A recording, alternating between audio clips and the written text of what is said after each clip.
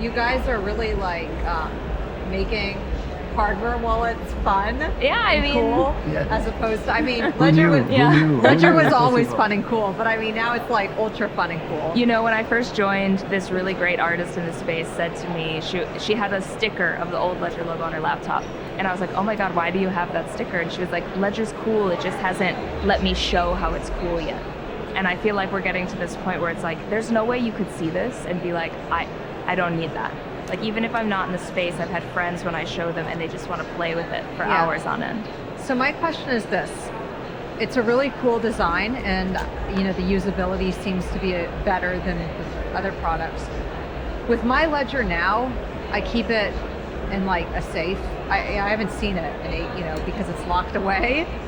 So with these new wallets, do you want people to actually like have them out and like show them off, or what's the intention there with like making them so cool? Well, first, we never tell to people what to do with their money, or you have to decide for yourself how you want to build your security around you and around your assets. Hey everyone, welcome to Web3 Deep Dive. I'm your host, Rachel Wolfson. This show focuses on real-world Web3 use cases to help you better understand how this technology is being applied today and how it may be applied in the future. If this sounds interesting, please be sure to subscribe to the show so you stay up to date with all of the new episodes. Before getting started with today's episode, I'd like to thank Worsta for making Web3 Deep Dive possible. Worsta is a global technology consultancy with headquarters in Austin, Texas, and Quito, Ecuador. Worsta works with enterprises to help them make sound business decisions on all of their core technologies. And before we get started with the show, I also just want to remind you guys that Web3 Deep Dive is for educational and entertainment purposes only and does not offer any forms of financial advice at all. Without further ado, let's dig deep into Web3.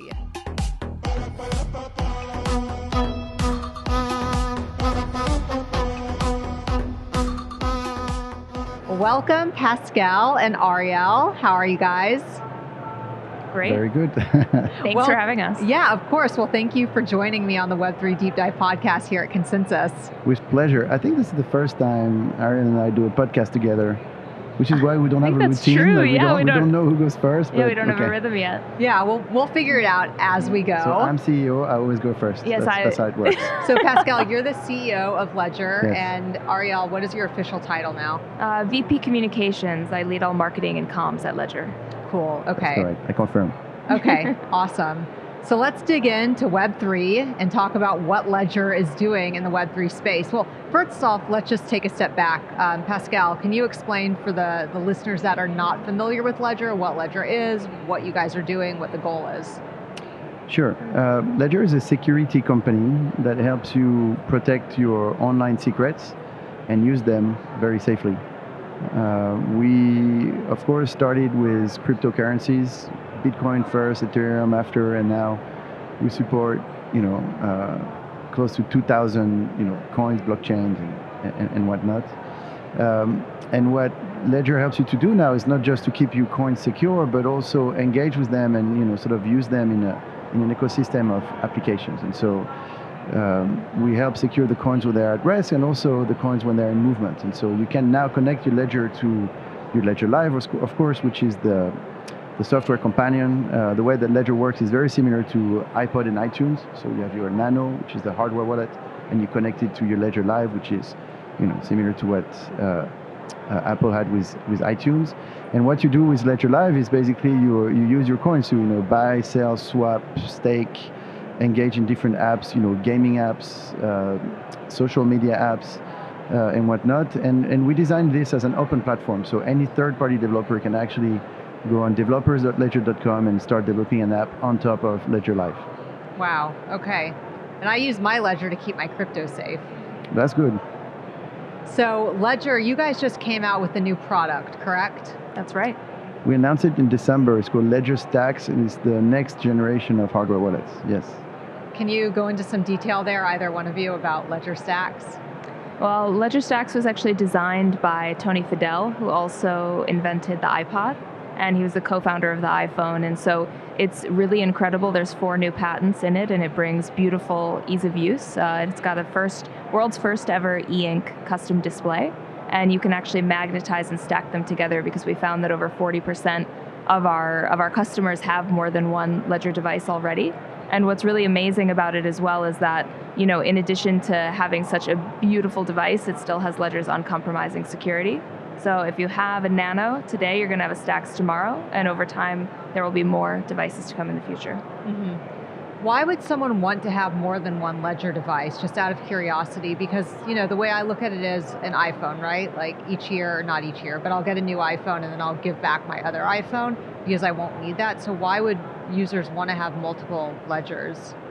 One of the primary use cases is redundancy. So, if you have one Ledger, you do your operations, then maybe you lose it or you don't know where it is.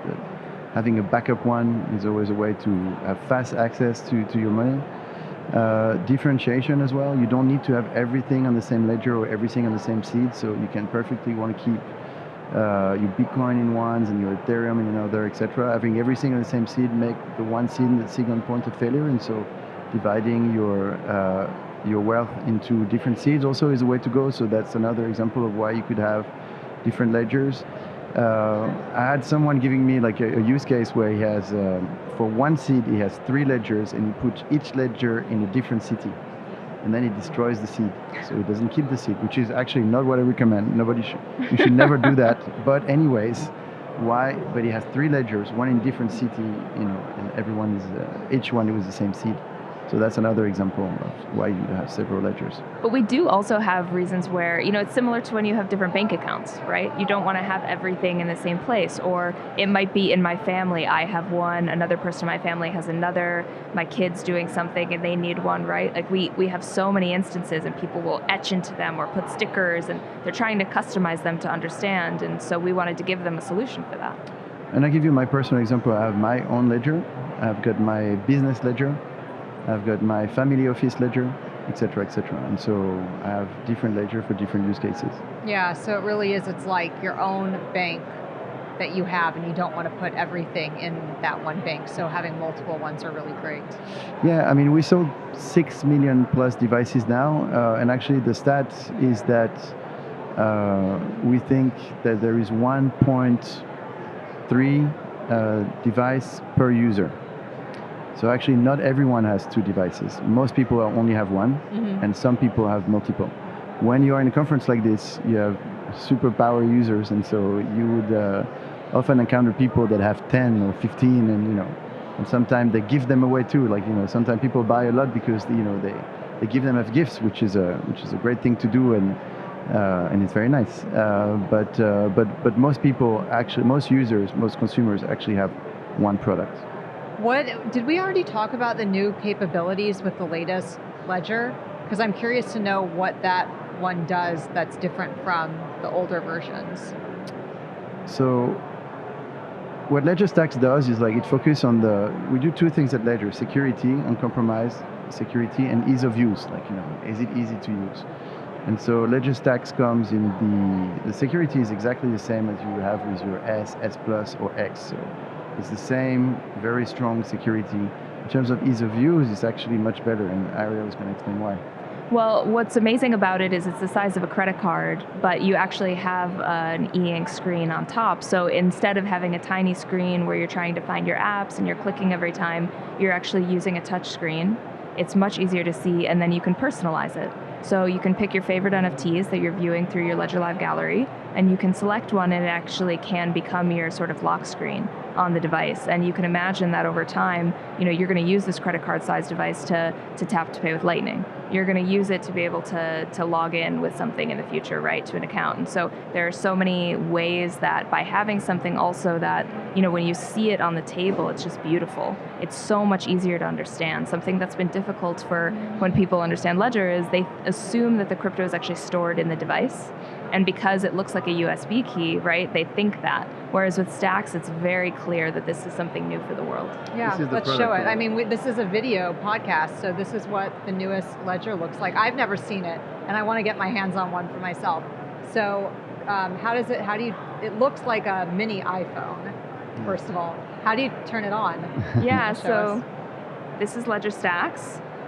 This actually has the name on the side. You can customize the spine whenever you want to. So I could put like Rachel Wolfson? Or yeah, or you could put like Rachel's money, don't touch it, or like whatever you want, you know, and then you can basically customize the screen. So you can have your favorite NFT on here. You could have a photo of your dog if you're actually more of a Bitcoin maxi and you hate NFTs. You can pick whatever you want, and because it's e-ink, it'll stay that way for a long time. And it was actually super important to Pascal that if this is your wallet, if this is securing something like your identity in the future, the battery has to last for a long time as well, right? And so there's a lot of really great sort of teases to what's coming in the future in the device.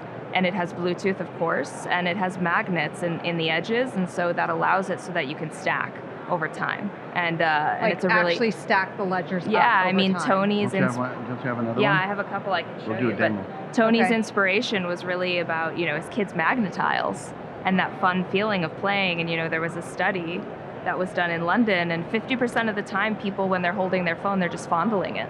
And so we wanted to create a really fun experience that would bring people back to it.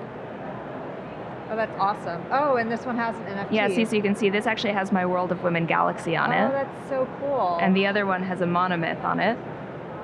You guys are really like making hardware wallets fun. Yeah, I mean, cool, as opposed to, I mean, Ledger was always fun and cool, but I mean, now it's like ultra fun and cool. You know, when I first joined, this really great artist in the space said to me, she had a sticker of the old Ledger logo on her laptop. And I was like, oh my God, why do you have that sticker? And she was like, Ledger's cool, it just hasn't let me show how it's cool yet. And I feel like we're getting to this point where it's like, there's no way you could see this and be like, I don't need that.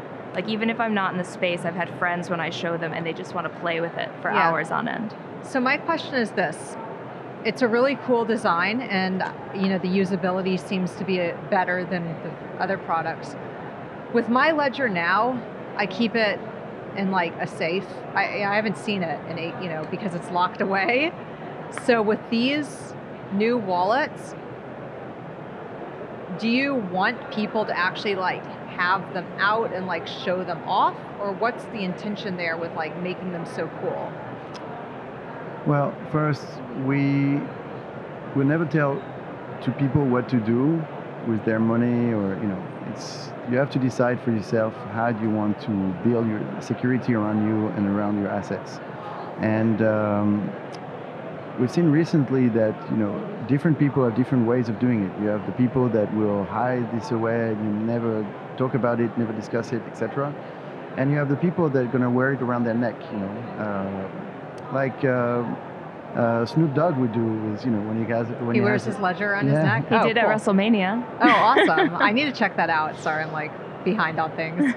And we do carry things of value on us every day. I mean, you walk around with a watch that is expensive. You walk around with your credit cards on you, and the credit cards have PIN codes, and so nobody attacks you in the street every day to steal your credit cards and to try to take money from you or pay with them, etc. So we actually don't believe that the main attack that people, first it depends where you live, okay, but in the United States or in France or in Europe, etc., the main attack is not someone attacking you in the street, etc. The one thing not to do with your crypto is to be super public about it, but the one thing not to do with money is to be too public about it. Like, oh, look at me, I've got millions of dollars, and I live in this tiny house that is separated from everyone, and if you attack me at night and you torture me enough, eventually you can steal my shit. But so people need to be very careful with how they promote themselves, what they say. Don't share stuff on social media.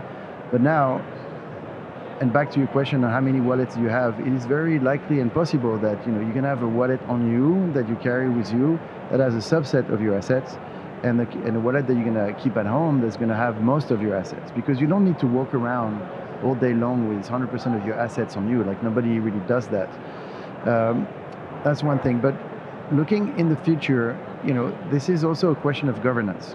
And so this is something that we're working really hard.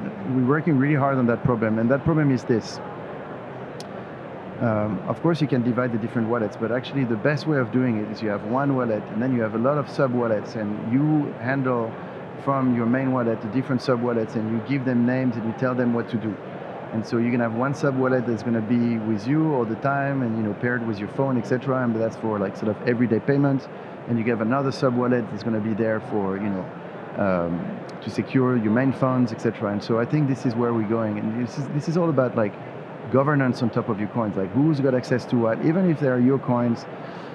Maybe they're your family coins, maybe your partner, your husband, etc. You own stuff together, and so you should have multi-sig on this. Like, if you want to spend more than $1,000, or if your boyfriend or husband wants to spend more than $1,000, he needs to have you to countersign and to approve. That's both a security feature and also a governance feature that you could have in a family, for example. That's just one of the many examples of what you can do with governance, but basically this is where all of this is going. And Ariel, you made an important point that I want to go back to. You mentioned, eventually it can be your digital identity. Like, that's Web3, and I feel like it's looking forward to those use cases, to those Web3 use cases that we may see with hardware wallets in the future. And you guys are thinking about that with this design. Correct me if I'm wrong. Maybe. Yeah, I mean, there's two things happening right now. One is there's an incredible abundance that AI brings, and crypto brings scarcity. That's what the blockchain is. And so it's our job to make sure that you can actually verify who you are. And the second piece of that is that innovation is inevitable. The reality is if you ask us how we talk on the phone, we're most likely to put our hand to our face. But if you ask a younger person, they're going to hold their hand up because they're used to FaceTime.